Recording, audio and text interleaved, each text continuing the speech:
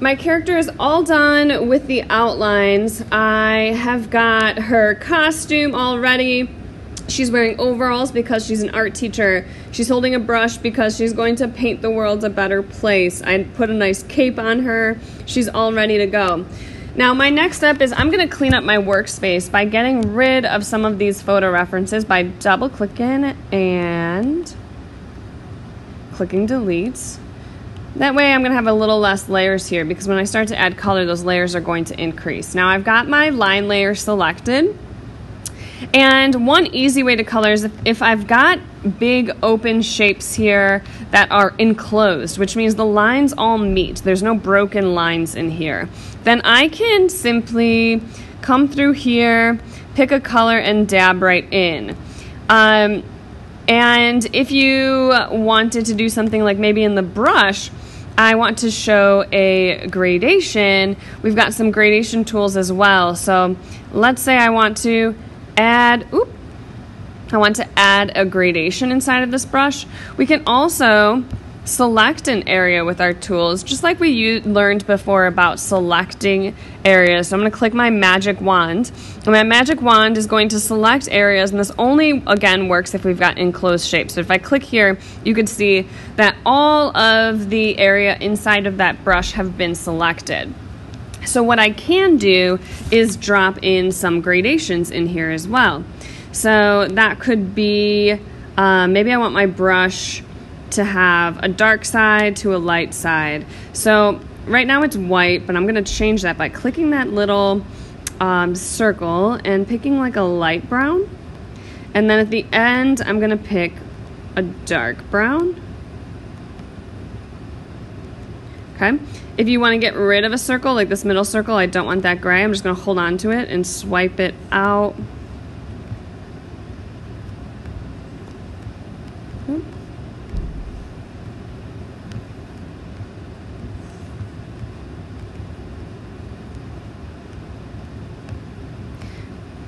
So what I'm going to do is I'm going to add just kind of like a middle brown in there. Okay, so now I've got a brush color going on through here. All right, you can select off, and now we've just been left with that. All right, so this is the beginning. So we've learned how to drop a paint bucket in to change the colors, and how to select an area to add a gradation. Those only work if it's enclosed. And a lot of my drawing is enclosed, but there's some areas that aren't. Like right here, my hair doesn't meet up in that spot. Or if I was painting inside my eye, those don't match all the way. So what I could do is move those lines and connect them to make it easier. But I also want to show you how to blend. So right now I've got this paint tool, this drawing layer. I'm going to add a layer and add it underneath. This is going to be a place where I can color. Now, let's say if I have my regular line layer and I have a color, let's just say I'm going to pick like a skin tone, and I start to color in, it's going to go over that line. So I don't want to just ruin all of the line work I just did, so I'm going to undo that. And if I click an area underneath, now I can go in and color this, and it's not going to affect that. Okay, so I'm gonna just start to color in my character, and then once I'm done, I'm gonna show you how you can blend some colors with your painting as well. So I'm gonna drop color in throughout here using all of those tools that I just showed you, and then I'm going to blend some colors in at the end.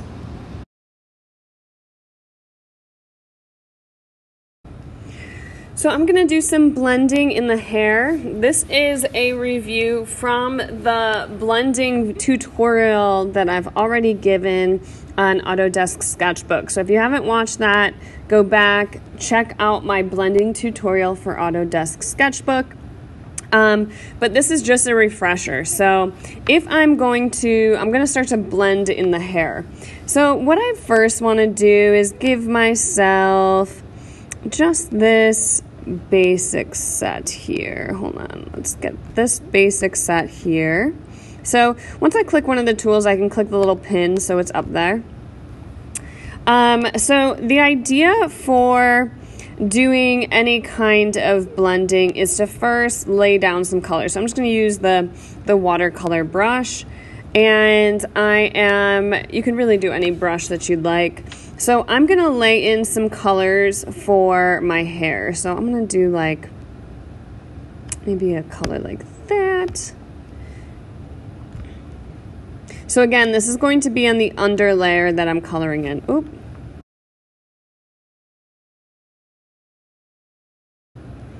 I'm going to erase the outside when I'm done, so I'm just going to kind of give some color in here.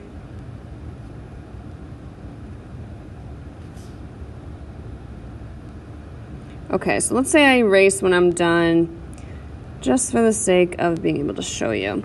So I've got the main color, and I'm going to make it a little bit darker on the edge. So I'm gonna go back to my tools, kind of just bring in a darker brown over here, and I'm gonna bring that in maybe on the outside here.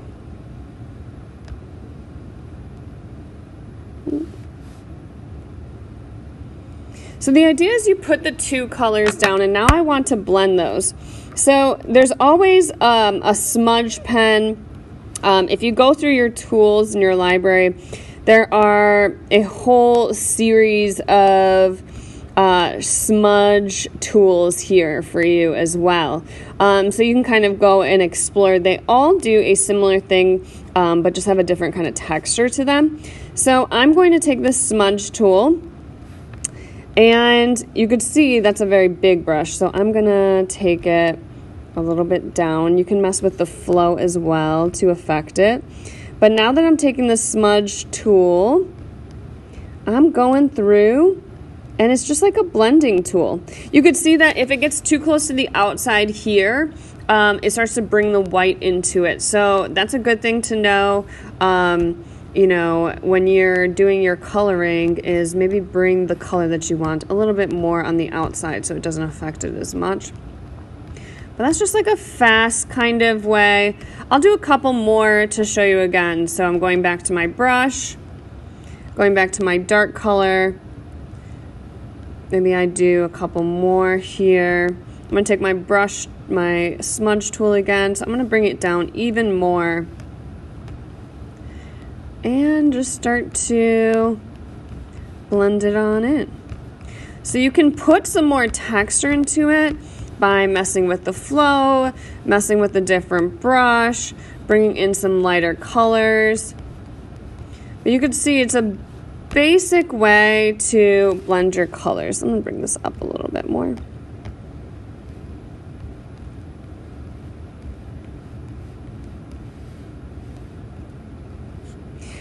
Now, you don't have to do this everywhere, but it is a nice effect if you want to add it to the hair or somewhere in the clothes. Just practice it out somewhere else in your canvas. So what I'm going to do now is I'm going to take my eraser and just clean it up on the outside here.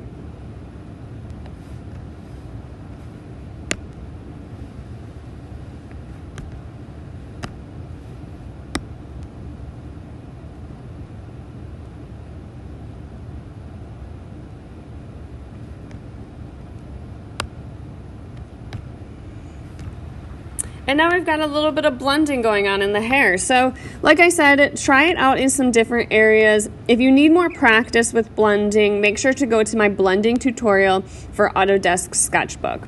So I'm just going to go through. I'm going to do some blending in the hair.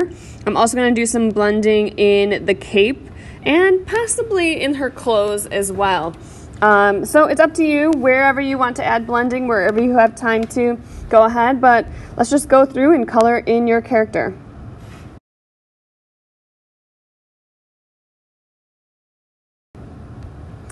Another tip when you're adding color is to create a new layer for it so that it's underneath here. So let's say I painted the face, right?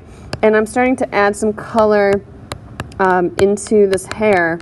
What I can do is kind of go outside of this line, and then when I come back here, and I go to erase, I've got that color from that other layer that will be able to show back up.